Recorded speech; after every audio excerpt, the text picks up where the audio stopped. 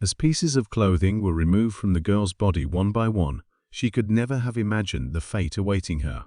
Her face, marked by terror, was a clear reflection of her desperation as she ran frantically through the jungle. At that very moment, a storm broke out, as if nature itself was weeping with her. She was seen leaping into a river in a final attempt to save her life. But the question remains, what happened that day? Why was the girl in such a situation? And why was that man's head being shoved into an electric oven? The story doesn't end here. This is just the beginning. Let's delve into the main story. But before that, if you're new to our channel, please subscribe and set the bell icon to all to ensure you get every update about thrilling movies like this one. Now, let's dive into the main video. At the very beginning of the movie, two police officers are introduced. They were transporting a criminal named Craig in their vehicle. Craig kept glancing back repeatedly, as if he was waiting for someone. Soon, they arrived at a railroad crossing and had to stop their car because a train was passing. At that moment, another car suddenly rammed into their vehicle with great force. This car dragged their vehicle along, leaving both police officers severely injured. Shortly after, two individuals, a man and a woman, stepped out of the second car. These two were actually Craig's accomplices, and they had come to rescue him. The boy was Craig's brother, and the girl was his friend. Since the police officers were injured, the three of them approached them. First, they brutally beat the officers, and then they shot them in the head, killing them. The scene then shifts to a 17-year-old girl named Mary. Mary was an excellent swimmer, skilled in navigating the water with ease. However, her parents were so caught up in their own lives that they rarely had time for their only daughter. Her father was a doctor, and her mother was always busy with work as well. To spend some quality time with Mary and have a relaxing break, her parents planned a trip to their lake house. Upon arriving at the house, glimpses of the interior reveal that Mary once had a brother. Mary, however, wasn't enjoying herself much at the lake house. She asked her parents for permission to meet a friend. Her mother remained silent upon hearing this, as she was deeply concerned about Mary's safety.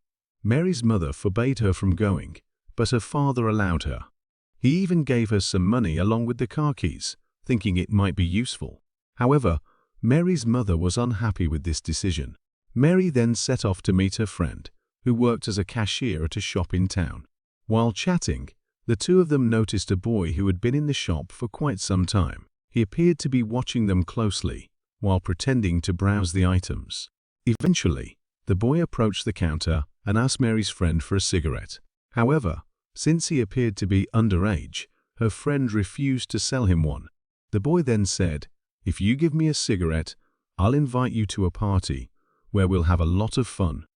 Intrigued by the offer, Mary's friend agreed.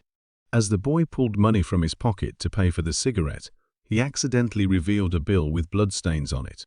He quickly put it back in his pocket, and neither Mary nor her friend noticed the bloodstains.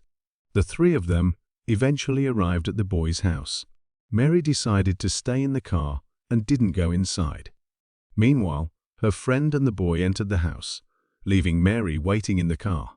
As time passed and her friend didn't return, Mary started to worry.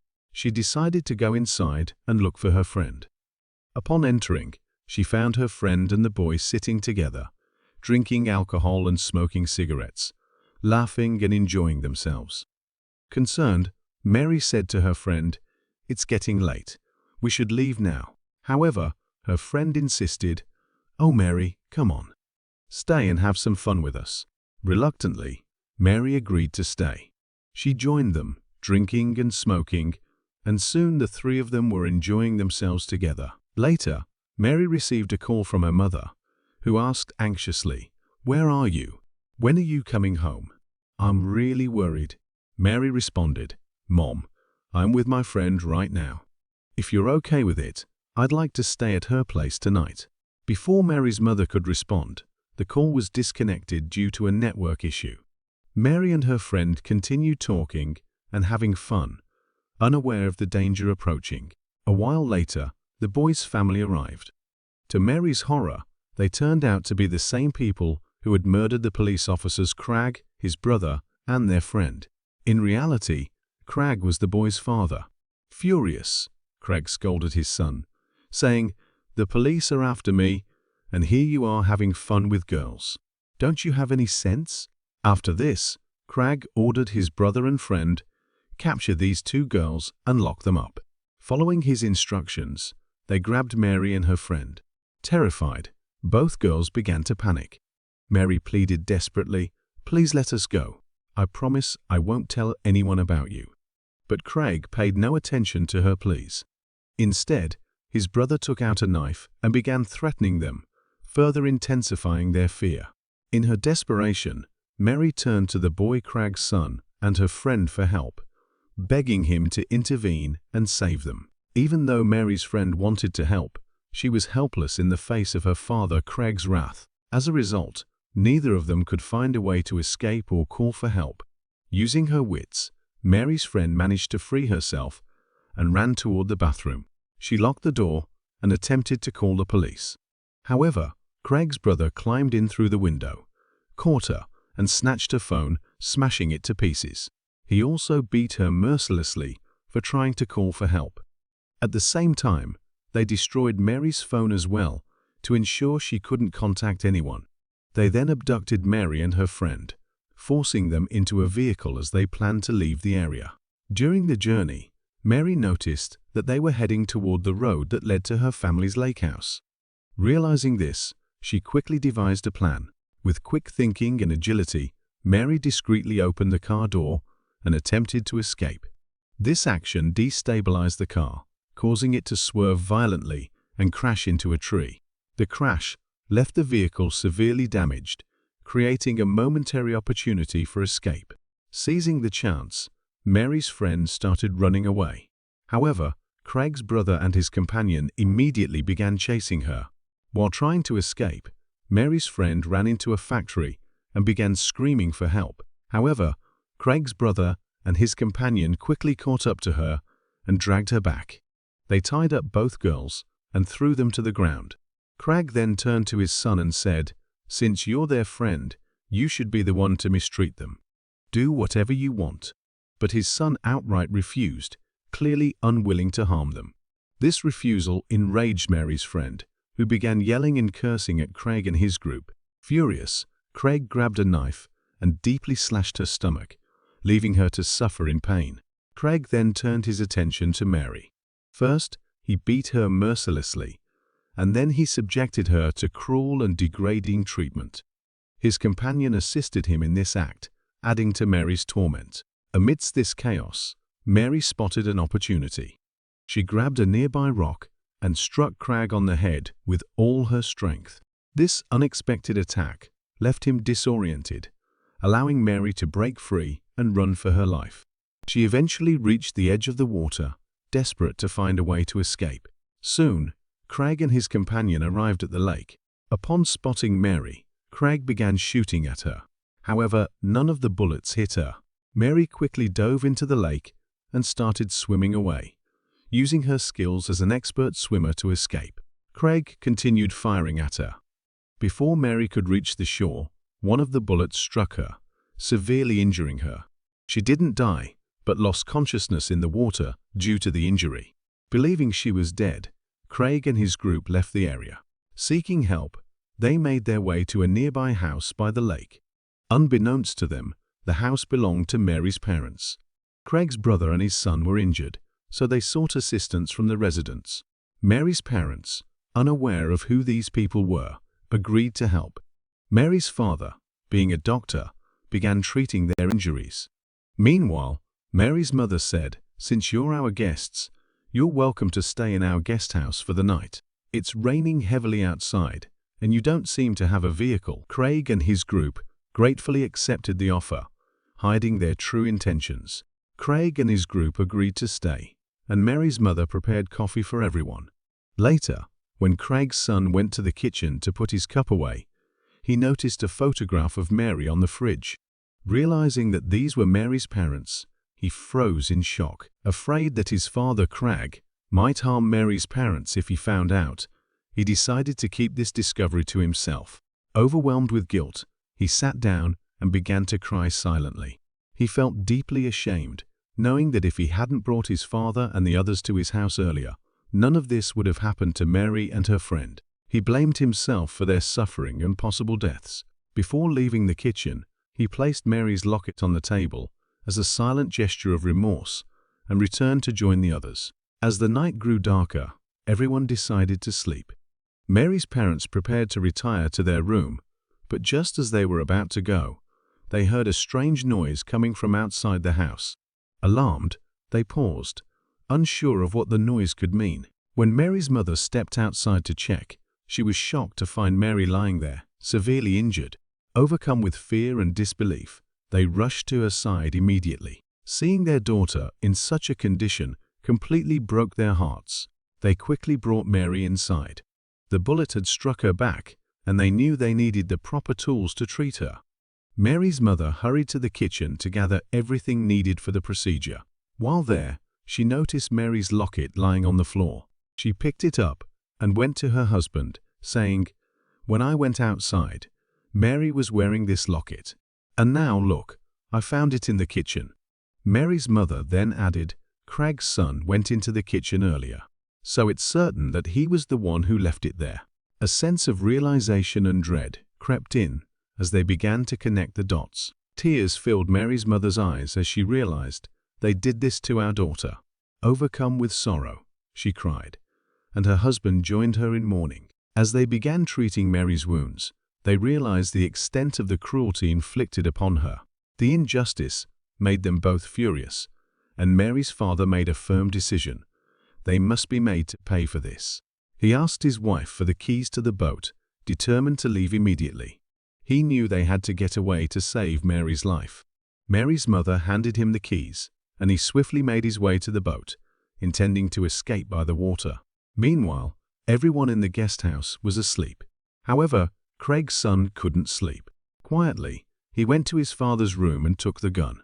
While Mary's mother was in the kitchen, he went to retrieve a knife, intending to use it in case of an attack. The tension was rising, and danger loomed. At that moment, Craig's brother arrived at the scene, unaware of their plans, and not having seen Mary's picture in the fridge. Mary's mother quickly prevented him from going near the fridge and instead offered to make him juice. As he drank the juice, he stepped out and was startled to find Mary lying motionless on the table. Before he could react, Mary's mother attacked him from behind. However, he managed to defend himself and grabbed a knife, intending to strike back. Just as he moved to attack, Mary's father arrived on the scene. Without hesitation, he grabbed the man by the hair, pulling him backward. He then struck his hands, inflicting pain before plunging them into hot water, causing even more agony. Watching this, Mary's father grabbed a hammer and struck the man in the head. While he didn't die immediately, he was left writhing in immense pain. Leaving him there to suffer, Mary's father and mother headed back to the guest house. Inside, Craig and his companion were still asleep, but Craig's son was sitting up with the gun in his hand. Initially, he aimed the gun at them but didn't fire. Instead, he handed the weapon to Mary's father. Hearing the sound of the gunshot, Craig's friend woke up. Upon seeing Mary's father, he immediately fired, hitting him in the neck and causing severe bleeding. In a panic, Mary's father quickly retreated into the bathroom to hide. Mary's father opened the bathroom door and went in. Mary's mother arrived soon after. Together, they beat Craig's friend mercilessly. Finally, Mary's father shot him in the neck, killing him. Meanwhile, Craig had regained consciousness. He saw what was happening and immediately fired at Mary's father. However, Craig swiftly jumped out of the window and fled to his house. Upon entering his home, Craig saw his brother's lifeless body. Blood was scattered across the table, and blood-stained clothes were lying nearby. Craig was bewildered, not understanding why these people had killed his brother or why they were now trying to kill him. From the window, Craig saw Mary and her mother in the boat, preparing to leave. Suddenly, everything clicked in his mind. Mary was their daughter, and these people were seeking revenge against him and his family. At that moment, Mary's father had entered Craig's house in search of him. Craig saw him, and a brutal fight broke out between them. They grabbed various objects and relentlessly fought each other. The struggle was intense, with both men exchanging powerful blows. However, after a while, Craig began to overpower him. He continued to strike him fiercely, damaging many items in the process. As Mary's father lay on the ground wounded, Craig taunted him, saying, "What did we do to your daughter and her friend?" This only fueled Mary's father's anger further. He mustered all his strength and stood up, determined to continue fighting Craig. But Craig had an iron rod in his hand, which he used to beat him even harder. He was getting ready to finish him off. Just then, Mary's friend Craig's own son arrived with a gun and aimed it at his father Craig. But Craig swiftly snatched the gun away from him, yanking him by his hair and continuing to beat him. However, Mary's mother came from behind and attacked him. As a result, he released his son.